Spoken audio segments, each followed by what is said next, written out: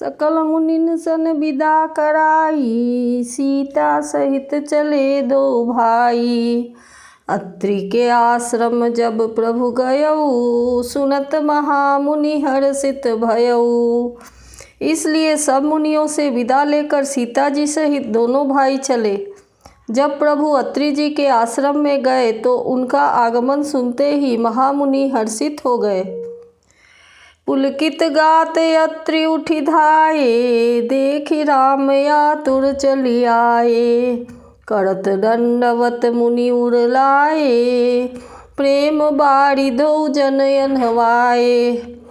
शरीर पुलकित हो गया। अत्रि जी उठकर दौड़े।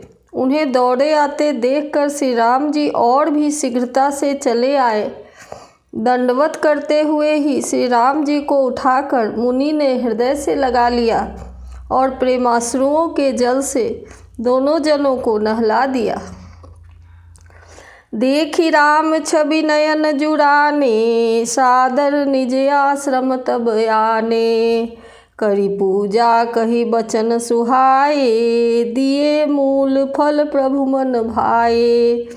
श्री राम जी की छवि देखकर मुनि के नेत्र शीतल हो गए। तब वे उनको आदर पूर्वक अपने आश्रम में ले आए। पूजन करके सुंदर वचन कहकर मुनि ने मूल और फल दिए, जो प्रभु के मन को बहुत ही भाए। प्रभु आसन आसीन भरी, लोचन शोभा निरखी। मुनि बड़ परम प्रवीण, जोड़ी पानी स्तुति करत। प्रभु आसन पर विराजमान है। नेत्र भरकर उनकी शोभा देखकर परम प्रवीण मुनि श्रेष्ठ हाथ जोड़कर स्तुति करने लगे। नमामि भक्तवत्सलं कृपालुशील कोमलं, भजामि ते पदाम्बुजम् अकामिनां स्वधामदम्। निकाम श्याम सुंदरम भवाम्बुनाथ मंदरम, प्रफुल्लकंजलोचनम मदादि दोषमोचनम। प्रलम्ब बाहु विक्रमं प्रभो प्रमेय वैभवम्।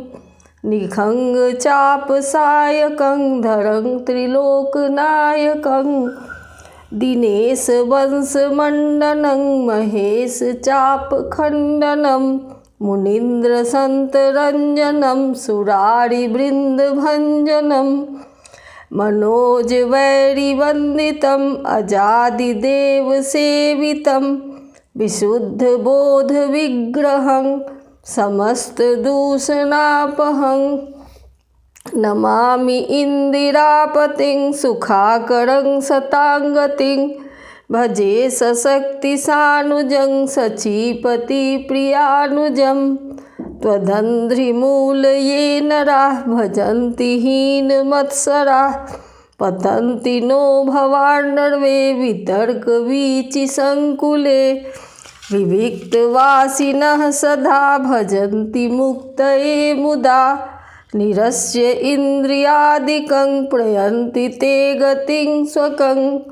तमेकमद्भुतं प्रभुं निरीहमीश्वरं विभुं। जगद्गुरुं च शाश्वतं तुरीयमेव केवलं।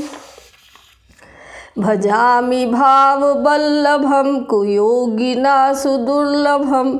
स्वभक्तकल्पपादपं समं सुसेव्यवन्महं। अनूपरूप भूपतिं नतोऽहमुर्विजापतिं। प्रसीद मे नमामि ते पदाब्ज भक्ति देहि मे। पठन्ति ये स्त्वं इदं नरादरेण ते पदं। वज्रन्ति नात्र संशयं त्वदीये भक्ति संयुताः। विनती करी मुनि नाई सिरु, कह कर जोड़ी बहोरी। चरण सरुरुह नाथ जनी, कबहु तजय मति मोड़ी।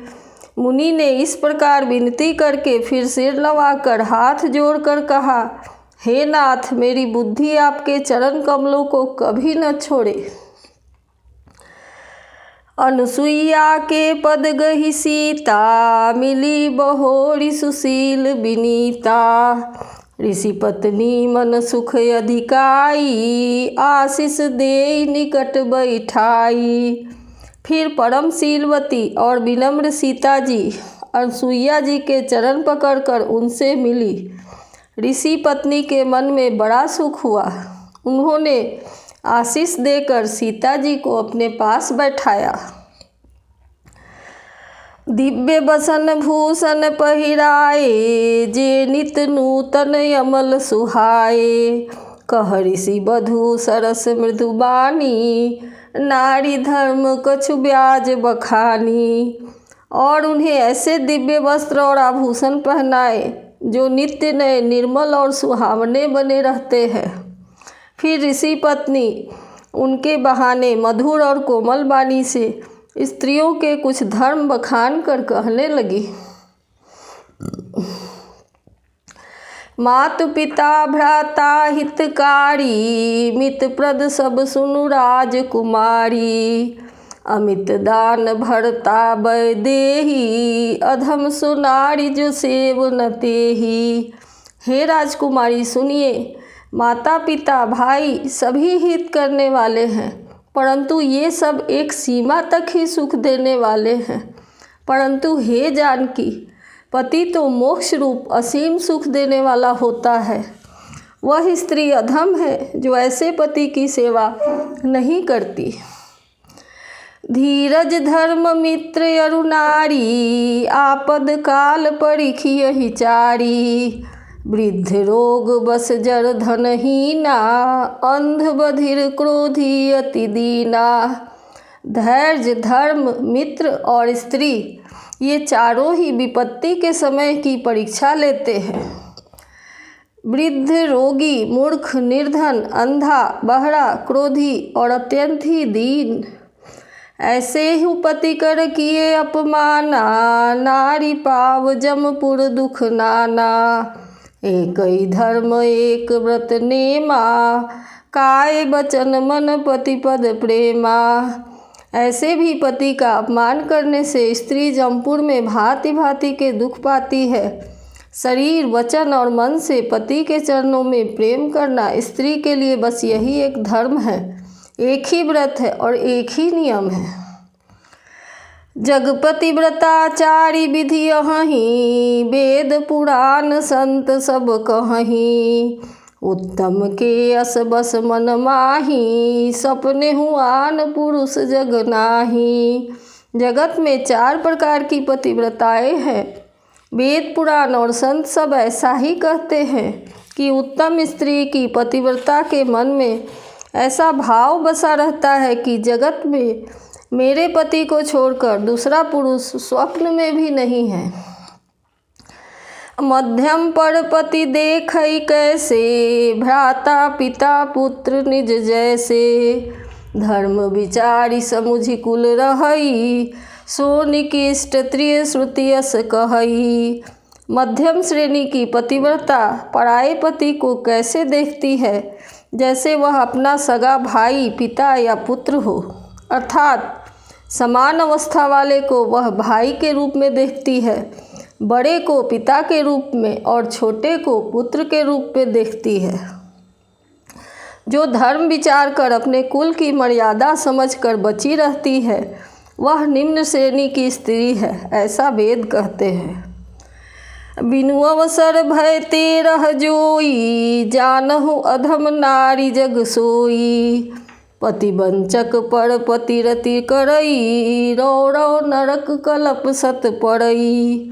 और जो स्त्री मौका न मिलने से या भयवश प्रतिव्रता बनी रहती है, जगत में उसे अधम स्त्री जानना।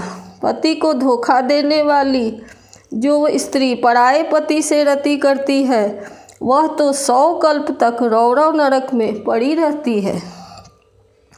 क्षण सुख लागी जन्म सत कोटि, दुख न समझते ही सम को खोटी। बिनु श्रम नारी परम गति लहई, पतिव्रत धर्म छाड़ी छल गहई। क्षण भर के सुख के लिए जो 100 करोड़ असंख्य जन्मों के दुख को नहीं समझती, उसके समान दुष्टा कौन होगी। जो स्त्री छल छोड़कर पतिव्रत धर्म को ग्रहण करती है, वह बिना ही परिश्रम परम गति को प्राप्त करती है। पति प्रतिकूल जन्म जह जाई, विधवा होई पाई तरुणाई। किंतु जो पति के प्रतिकूल चलती है, वह जहाँ भी जाकर जन्म लेती है, वहीं जवानी पाकर भरी जवानी में विधवा हो जाती है। सहज अपावनी नारी, पति सेवत शुभ गति लहई। जस गावत श्रुति चारी, अजहु तुलसी का हरि ही प्रिय। स्त्री जन्म से ही अपवित्र है, किंतु पति की सेवा करके वह अनायास ही शुभ गति प्राप्त कर लेती है। पतिव्रत धर्म के कारण ही आज भी तुलसी जी भगवान को प्रिय हैं और चारों वेद उनका जस गाते हैं। सुनु सीता तव नाम, सुमिरि नारी पतिव्रत करही। तो ही प्राण प्रिय नाम, कहूँ कथा संसार हित। हे सीता सुनो, तुम्हारा तो नाम ही ले लेकर स्त्रियाँ पतिव्रत धर्म का पालन करेंगी। तुम्हें तो श्री राम जी प्राणों के समान प्रिय हैं। यह पतिव्रत धर्म की कथा मैंने तो संसार के हित के लिए कही है। सुनि जानकी परम सुख पावा, सादर तास चरण सिर नावा।